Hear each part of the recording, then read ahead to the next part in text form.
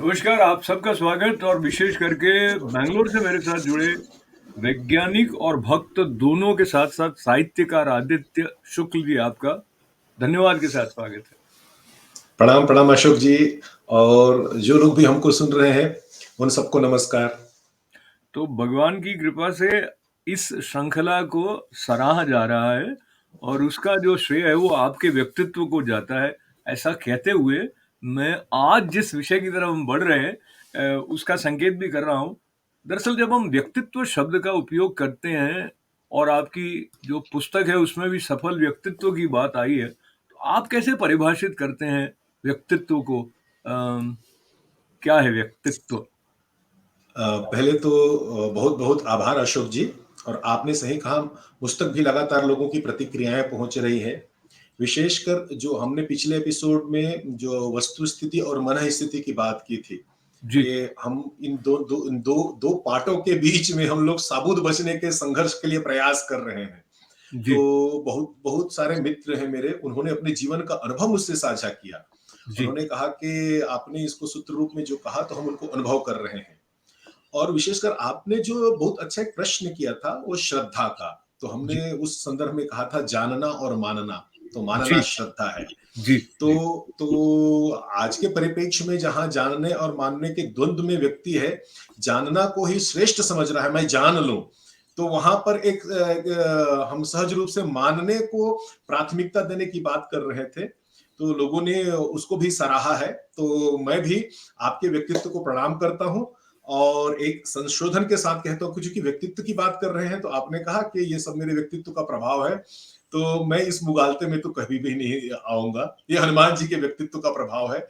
और मेरी भूमिका बस वो लाउड स्पीकर की है। जैसे लाउड स्पीकर के माध्यम से जो वक्ता है, उनकी बातें हैं श्रोताओं तक पहुंच जाती है। यदि ये लाउड स्पीकर है वह अभिमान करना शुरू कर दे, तो परेशानी हो जाएगी। तो इस चलिए तो विनम्रता के आपकी साथ। जी, आपसे असहमत न होते हुए आप ही के शब्द लेकर जी, जो बात आप कह रहे हैं वो हमें अध्यात्म की तरफ ले जाती है और जी, आपने जी, लिखा अपनी पुस्तक में कि जी, आध्यात्मिक दृष्टि से विचार करें तो मनुष्य का शरीर पंच जी, जी, महाभूतों यानी ये पृथ्वी, जल, अग्नि, आकाश और पवन जी, से जी, मिलकर जी, बना जी, है। जी, जी, जी, इसलिए जी, आप कहते हैं कि मनुष्य जन्म से जड़ होता है और जी, उम्र के साथ शिक्षा, ज्ञान, गुण, व्यवहार और विशेषता अर्जित करके मनुष्य अपनी जन्मजात जड़ता को खत्म करते हुए जड़ से चैतन्य होने की यात्रा प्रारंभ करता है। जी, जी, जी, जी। और इसके तो सार में अब मैं फिर से आपके ही शब्द उधार आपकी उपस्थिति में ले रहा हूँ, फिर आप तक वापस माइक देता हूँ। आपने कहा कि इस विचार से जन्मना जड़ मनुष्य को चैतन्य बनाने वाली प्रक्रिया या तत्व का नाम व्यक्तित्व है। इस बात को थोड़ा स्पष्ट करें, आप क्या इसमें कहना चाह रहे हैं? जी, व्यक्तित्व फिर से मैं दोहराता हूँ क्योंकि ये शब्द थोड़े दुरूह पड़ जाते हैं कहीं-कहीं कि जी। जन्मना यानी कि जन्म से हम लोग जड़ हैं, आप कह रहे हैं। उस मनुष्य को चैतन्य बनाने वाली जो प्रक्रिया है, उसको आप व्यक्तित्व कह रहे हैं, जो कि सामान्य रूप से पर्सनैलिटी के हम देखते हैं भाई दिखता कैसा है, बोलता कैसा है। आप थोड़ा गहराई में जा रहे हैं तो स्पष्ट करें। अ, जो मूल तत्व है और उसके लक्षण होते हैं। तो हम सामान्यतः व्यवहार करते हैं दुनिया में लक्षणों को देख करके करते हैं। तो मेरे शरीर का जो ताप बढ़ता है, तो यह लक्षण है, लेकिन मुझको बुखार है। वैसे ही जो गेरुआ वस्त्र पहनते हैं वो साधु है। लेकिन लेकिन वो साधु के लक्षण मात्र है, साधु नहीं है। साधु तो मन से होते हैं ना। तो व्यक्तित्व के संदर्भ में आपने सही कहा, बोलना को अच्छे अच्छे दिखना है, लोगों के सामने अपने आप को कैसे आप प्रेजेंट कर रहे हैं, जो आपकी कैपेबिलिटीज है, आपका एटीट्यूड है, ये सब पर्सनालिटी के लक्षण है। लेकिन लेकिन जब हम मूल व्यक्तित्व क्या है ये समझ लेंगे, तो लक्षणों तक हम लोग सीमित नहीं रहेंगे, क्योंकि लक्षणों से भ्रम हो सकता है। लक्षणों से भ्रम, जैसे मैंने कहा ना, कि साधु और गेरुआ वस्त्र पहनने में जमीन आसमान का अंतर है। तो यदि मैं व्यक्तित्व को मैं दो दो अर्थों में परिभाषित करने का प्रयास करूंगा अशोक जी। पहला तो व्यवहारिक दृष्टि से कहूं, तो हमने पिछले एपिसोड में भी कहा था कि मनुष्य है वह अनंत संभावनाओं का नाम है। वह कुछ भी कर सकता है, इतना सामर्थ्य है। ईश्वर ईश्वर बनने, ईश्वर तक की यात्रा, नर से नारायण तक की यात्रा है, वह कर सकता है। लेकिन लेकिन इस संभावना को पात्रता कहते हैं। मैंने पिछले एपिसोड में भी यह बात आप सबके सामने अपने विचार रखे थे कि एक व्यक्ति के रूप में एक नागरिक के रूप में हमारी जो पात्रता है वह प्रधानमंत्री और राष्ट्रपति बनने की है। एक एक एक कर्मचारी के रूप में हमारी पात्रता है संस्था प्रमुख बनने की है। और वैसे एक व्यक्ति के रूप में हमारी पात्रता है वह नर से नारायण बनने की है। लेकिन पात्रता होना पर्याप्त नहीं है ना, उसके लिए योग्यता तो चाहिए। तो हम में से कोई व्यक्ति जिनके अंदर योग्यता है वह यह सब कुछ अर्जित कर लेता है। तो यदि मैं व्यवहारिक दृष्टि से कहूं तो मेरी जो पात्रता है, जो अनंत पात्रता मेरे अंदर है, उस पात्रता को अर्जित करने के लिए जो गुणों का समूह है वह व्यक्तित्व है। अब मैं अनंत संभावनाएं कहा, तो आप एक लक्ष्य तय कर लीजिए कि आप नागरिक के रूप में अपनी पात्रता को अर्जित करना चाहते हैं, या परिवार के मुखिया के रूप में, या सामाजिक व्यक्ति के रूप में, या संस्था के रूप में। और ऐसे ही आप उस पात्रता को अर्जित करने के लिए जो योग्यताएं चाहिए, उन योग्यताओं को समूह है वह व्यक्तित्व है। उस पर ध्यान देंगे तो आप लक्ष्य की ओर आगे बढ़ेंगे। अच्छा, तो आपने आप जो बहुत जी, आप जो जी बात जी कह रहे हैं उसको आपने संतुलित रूप में स्वीकारने या देखने की दृष्टि भी अपने शब्दों में देते हुए ऐसे कहा है कि व्यक्तित्व का वास्तविक अर्थ व्यक्ति के बाह्य रूप और आंतरिक विशेषताओं का संयोग है। तो जी इस जी संदर्भ को लेते हुए मैंने सुना, व्यक्तित्व का अर्थ व्यक्त करने से है, जी जी एक रूप में, तो यानी या जी व्यक्ति का अर्थ व्यक्त करने से है रादर। तो जो जी जी जैसे हम अपने को व्यक्त करते हैं, मोटा मोटी बात वहीं पहुंचती है जहां से आप कह रहे हैं, सिर्फ और स्पष्ट होने की दृष्टि से। तो हम व्यक्त क्या करते हैं अपने द्वारा, उसका संबंध यह है कि हम कितने चैतन्य हुए। हम जड़ता को ही व्यक्त कर रहे हैं, या अपनी मूर्खता को ही व्यक्त कर रहे हैं, या आनंद को व्यक्त कर रहे हैं, तो वो सब बात है। अब इस परिभाषा पर हम थोड़ा सा और आपके साथ चलें। आपने चूंकि इसके अलग अलग 3 मुख्य सूत्र जो बताए हैं उनके बारे में कुछ बताएं। इससे पहले आपका जो प्रश्न है वह उसका उत्तर नहीं दे पाया, और वो ज्यादा महत्वपूर्ण है हमको जानना। जी। क्योंकि हम व्यक्त करें, ये व्यक्तित्व है, यहां तक तो काम नहीं हो जाता, लेकिन व्यक्त कैसे करें, तो ये ज्यादा आवश्यक है समझना। और अध्यात्म की दृष्टि से आपने शुरुआत में ही उस ओर थोड़ा सा इशारा किया था। तो एक बहुत प्रचलित चौपाई है अशोक जी रामचरितमानस में, और वो सब लोग जानते हैं, और जी। लगभग लगभग विभिन्न अवसरों पर उसका उदाहरण दिया जाता है। वह है कि क्षितिजल पावक गगन समीरा और पंच रचित अति अधम शरीरा। तो ये जो 5 महाभूत हैं, जो अग्नि है, वायु है, धरती है, आकाश है, और गगन है, तो इन इन इन 5 महाभूतों से हमारा शरीर बना हुआ है। जब मैं रामचरितमानस का अध्ययन करता था विद्यार्थी के रूप में, तब ये चौपाई मुझको बहुत खटकती थी। क्योंकि जो 84 लाख योनियों में मनुष्य की योनि को श्रेष्ठ योनि कहा गया है, लेकिन तुलसीदास जी यहां पर अधम लिखते हैं कि भाई अधम शरीरा।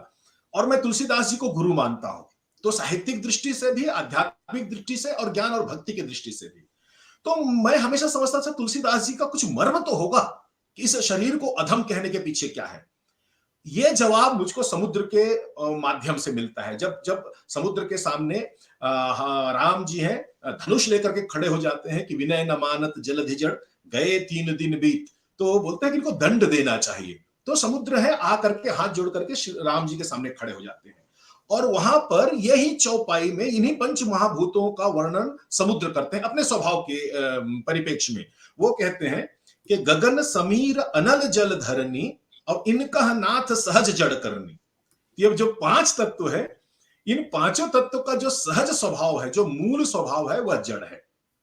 तो अब समुद्र बहुत बढ़िया राम जी से कहते हैं कि बहुत लोग पूछते भी हैं कि भाई राम जी ने तो धनुष उठाया समुद्र के लिए, और उसके बाद फिर समुद्र को क्षमा भी कर दिया। क्योंकि समुद्र है वहां पर बहुत सुंदर बात कहते हैं राम जी से कि मैं स्वभाव से जड़ हूं, क्योंकि मैं जल हूं, जल राशि हूं। और ये पंच महाभूतों में जल भी एक है। तो ये पांचों के पांचों है, चाहे वो धरती है, चाहे आकाश है, चाहे अग्नि है, वो सब कुछ है, वो जड़ है, और मैं भी जड़ हूं। और जड़ को चैतन्य बनाने के लिए बल का प्रयोग करना पड़ता है राम, और यही न्यूटन का पहला भी नियम है। जो इनर्सिया है, उसको उसको आपको आपको ब्रेक करना है, तो बाह्य बल लगाना पड़ता है। तो बोले जब मैं जड़ था तो मैं जड़ था, जब आपने बल लगाया धनुष खड़ा होकर के, तो मेरे अंदर चैतन्यता आ गई। अब बताओ क्या करना है, मैं आपके आदेश को स्वीकार करने के लायक हो गया हूं। क्या तो बात! ये दोनों चौपाइयों को आप मिलाते हैं, तो हम सब का निर्माण है ये पंच महाभूतों से हुआ है। और यदि हम उनको उसी स्थिति में रख दें, तो यह जिस चूंकि उनके स्वभाव ही जड़ है, तो मैं जड़ ही रहूंगा, क्योंकि मिट्टी का स्वभाव जड़ है, अग्नि का स्वभाव जड़ है, जल का स्वभाव जड़ है, वायु का स्वभाव जड़ है। तो ये सारे स्वभाव जड़ से, तो मैं सारे जड़ वस्तुओं से बना हूं, इनर्सिया से मेरा निर्माण हुआ है। तो मैं जीवन भर इनर्सिया में ही बंधा रहूंगा। लेकिन इस इनर्सिया से बाहर निकलना है, इस जड़ता को चैतन्यता में लाना है, और यह जो कार्य है व्यक्तित्व का कार्य है। यदि व्यक्तित्व को अध्यात्म की दृष्टि से समझेंगे, तो एक चैतन्य की ओर, आप जड़ता से चैतन्य की ओर जाते हैं, और यही आपका प्रश्न था। अच्छा, तो अब इस प्रश्न से आपकी पुस्तक के बाहर खड़े होकर, यानी कि जो इस परंपरा से या जो हनुमत तत्व के प्रति उस तरह से परिचय जिनको नहीं प्राप्त हुआ है, या वो उतनी श्रद्धा से नहीं जुड़े हुए हैं, पर संसार में हम देखते हैं कि अलग-अलग देशों में अलग-अलग परंपरा के लोग सफल हैं, और बल्कि उनके द्वारा व्यक्तित्व का निर्माण कैसे किया जाए, इसकी शिक्षा भी दी जाती है। तो जो बात आपने कही है कि जड़ से चैतन्य बनने की प्रक्रिया, उसमें बहुत सारे मार्ग हो सकते हैं। इस संभावना को लेते हुए क्या विशिष्टता है जब आप हनुमत शरण में जाते हैं, और जिस प्रकार से आप सुंदरकांड के आधार को लेके सफल व्यक्तित्व की बात कर रहे हैं, तो मैं फिर से ये आपकी पंक्ति दोहराना चाहता हूँ। मुझे लगता है ये सूत्र वाक्य है कि जन्मना जड़ मनुष्य को चैतन्य बनाने वाली प्रक्रिया व्यक्तित्व कहलाता है। तो इसमें क्या त्वरित गति से हम चैतन्य बनने वाली प्रक्रिया को अपने भीतर जागृत कर सकेंगे, यदि अ, हनुमत तत्व का बोध हमारे अंदर हो? बहुत अच्छा प्रश्न है सुख जी, आपने आपने बहुत सहज कर दिया सब लोगों के लिए। वह यह है, आप देखिए कि मुझको लगता है कि किसी को इस बात पर संदेह नहीं है कि हम सबका निर्माण है पंच महाभूतों से हुआ है। अब इन पंच महाभूतों की जड़ता है, जड़ता है, इसका स्वभाव खोज लीजिए। जैसे पृथ्वी का स्वभाव है अटल रहना, अडिग रहना। कहीं पर कोई खोद दे, कहीं पर कोई कूड़ा डाल दे, कहीं पर कोई पेड़ लगा ले, कुछ भी कर ले, पृथ्वी की तरफ से कोई भी प्रतिक्रिया नहीं आती। जल का स्वभाव है बहते रहना। आप बाधा डाल दो, वो दूसरे तरफ से बह के निकल जाता है, रास्ता खोज लेता है।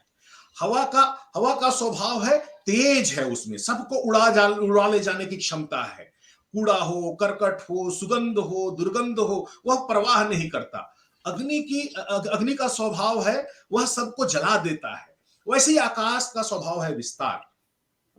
आप देखिए, ये सारे स्वभाव आपके अंदर जन्मजात है, क्योंकि आप उसी के अंश हैं। तो आप देखिए, धरती सा धीरता आपके अंदर है क्या? आप पवन सा गतिमान है क्या? आकाश जैसा विस्तार अपना कर पा रहे हैं क्या? अग्नि जैसा तेज है क्या आपके अंदर? और यदि नहीं है, तो जड़ता है। तो उस तत्व को चैतन्य कर लीजिए, उसके बाद देखिए आपको कोई परेशानी नहीं होगी, और यही व्यक्तित्व है। तो ये 5 जो महाभूत है जिससे मेरा निर्माण हुआ है, इनके गुणों को मुझको जागृत करना है, और विशेष परिस्थिति में आवश्यकता अनुसार और उचित मात्रा में इसका उपयोग करते रहना है, प्रयोग करते रहना है। फिर आपको असामान्य सफलता प्राप्त करने के लिए कोई नहीं रोक सकता। ये कैसे हो? मतलब आपने एक रूपांतरण की जो संकेत आपकी बात से मिलता है कि जड़ से चैतन्य करने वाला, तो उसमें आपने बताया है कि इस जड़ से चैतन्य बनाने वाले तत्व का नाम कर्म, ज्ञान और भक्ति है।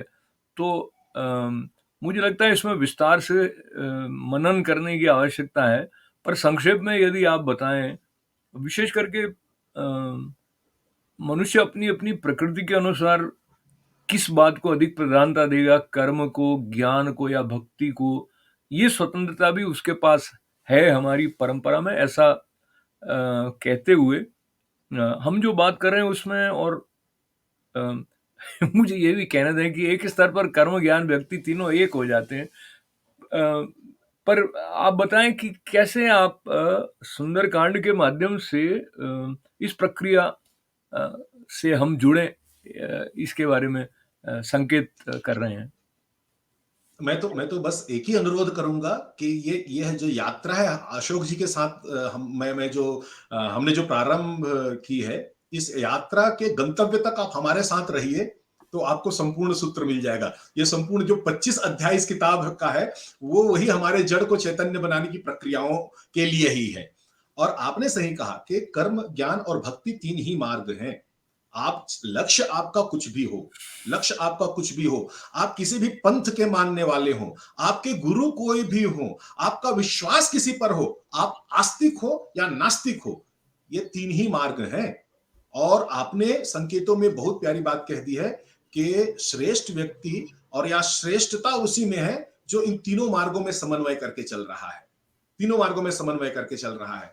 तो कर्म है अपनी विशेषताओं का, रामकिंकर जी महाराज बहुत बड़े उदाहरण इनका मतलब परिभाषित करते हैं। जो कर्म है अपनी विशेषताओं का उपयोग है, तो जीवन में अपनी विशेषताओं का उपयोग करते रहिए।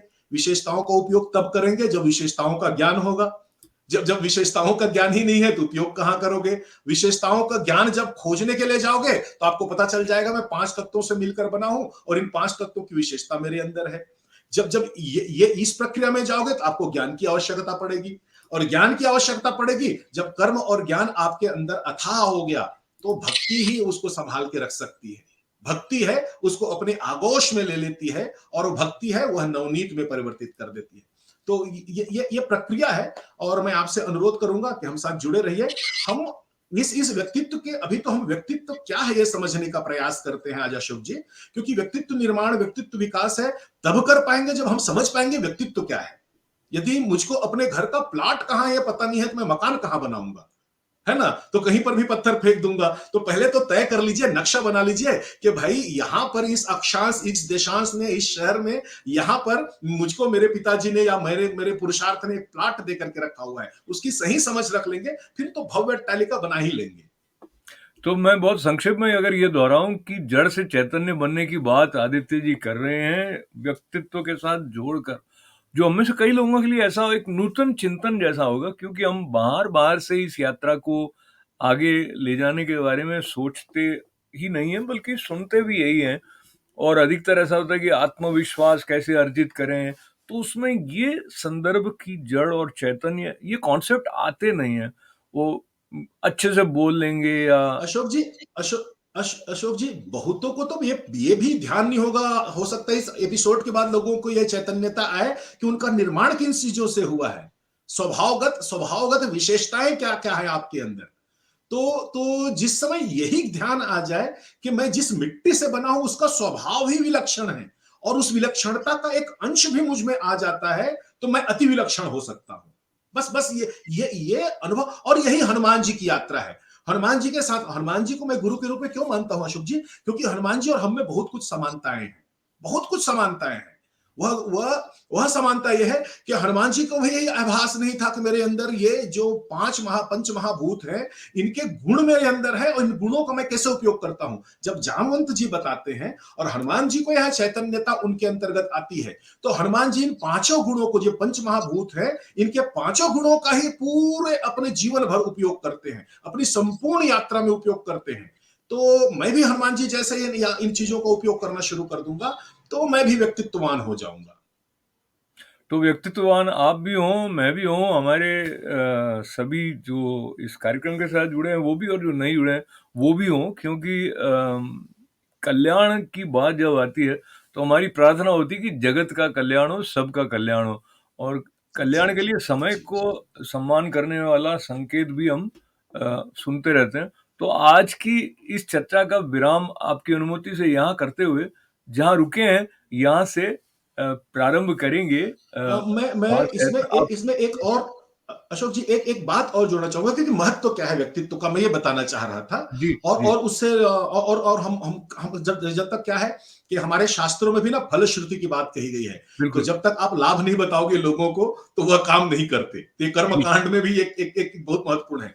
तो व्यक्तित्व से क्या महत्वपूर्ण है, देखिए, ये पांच महाभूत में जो कहा कि जो अग्नि, क्षिति, जल, पावक, गगन, शमीरा, ये सिर्फ मनुष्य नहीं, सृष्टि के हर चीज का निर्माण हुआ है। जितने भी तनधारी हैं, चाहे वो पशु है, पक्षी है, देवता भी है, यदि वो तन धारण किए हैं, तो पांचों का निर्माण किया हुआ है।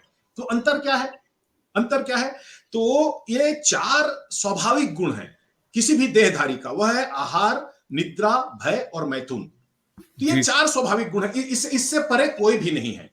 इस चार स्वाभाविक गुण में आप कोई आदमी उलझ के रह जाता है तो ये पशुवत जीवन है, क्योंकि पशु भी ये 4 ही गुण तक सीमित रखते हैं अपने आप को। मनुष्य है, उसके पास एक मन होता है, सोचने की क्षमता है, क्रिएटिविटी है, स्मरण शक्ति है, निर्णय शक्ति है।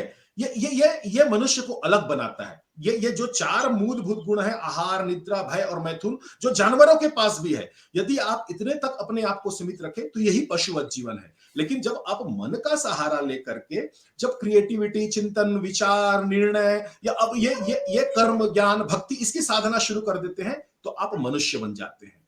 और देवताओं के पास भी इतना ही होता है जितना पशु पक्षी और मनुष्य के पास है। उनकी विशेषता एक है, उनके पास एक बुद्धि है और वो विवेकशील है।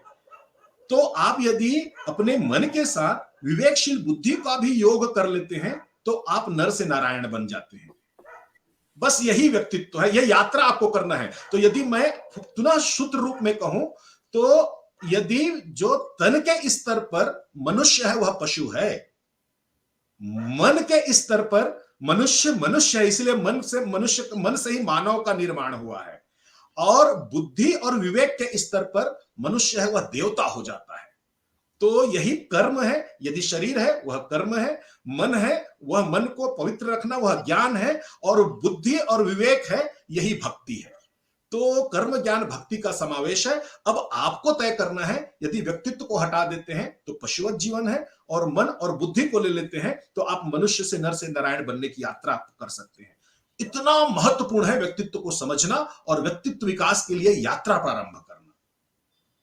तो यात्रा प्रारंभ हो चुकी है और सफलतापूर्वक आगे बढ़ने का क्रम हनुमान जी की कृपा से बना रहे जीवन में।